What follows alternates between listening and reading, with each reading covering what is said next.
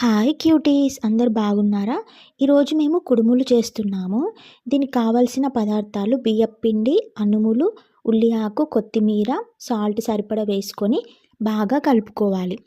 తర్వాత ఇలా ఒక రౌండ్ షేప్లో పిండిని ఒత్తుకోవాలి.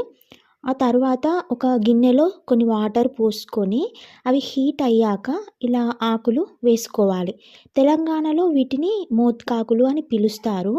ఇవి కొంచెం హీట్ అయ్యి మెత్తగా అవ్వాలి. ఎవరైతే మన ఛానల్ని సబ్స్క్రైబ్ చేసుకోలేదో వెంటనే సబ్స్క్రైబ్ చేసేసుకోండి. అండ్ తర్వాత ఇలా ఒక రౌండ్ షేప్లో చేసుకున్నాం కదా ఇంతకుముందు, వాటిని లైన్గా ఒకదానికొకటి తాకకుండా పెట్టాలి, స్పేస్ ఇవ్వాలి.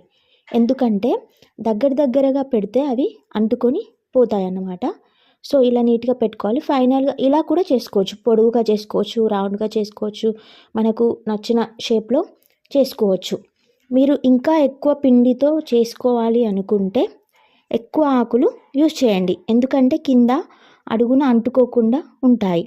మేము తక్కువ పిండితో చేస్తున్నాం కాబట్టి కొన్ని ఆకులు మాత్రమే వేసాము. సో కొంచెం ఆయిల్ కూడా యాడ్ చేసుకోవచ్చు, టేస్టీగా ఉంటాయి. సో మీరు కూడా ఇలా ట్రై చేయండి, చాలా టేస్టీగా ఉంటాయి.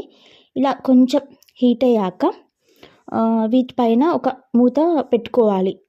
ఒక 15-20 మినిట్స్ అట్లా ఉడికించండి. ఇలా కొంచెం ఉడికించిన తర్వాత ఇలా గట్టిగా ఒక నీట్గా అయ్యాక స్టవ్ ఆఫ్ చేసుకోండి. అండ్ ఎంతో రుచికరమైన తెలంగాణ స్పెషల్ కుడుములు రెడీ. ప్లీజ్ డూ సబ్స్క్రైబ్ అండి. వీడియో మీకు నచ్చినట్లయితే లైక్, కామెంట్ చేయండి. Thank you for watching.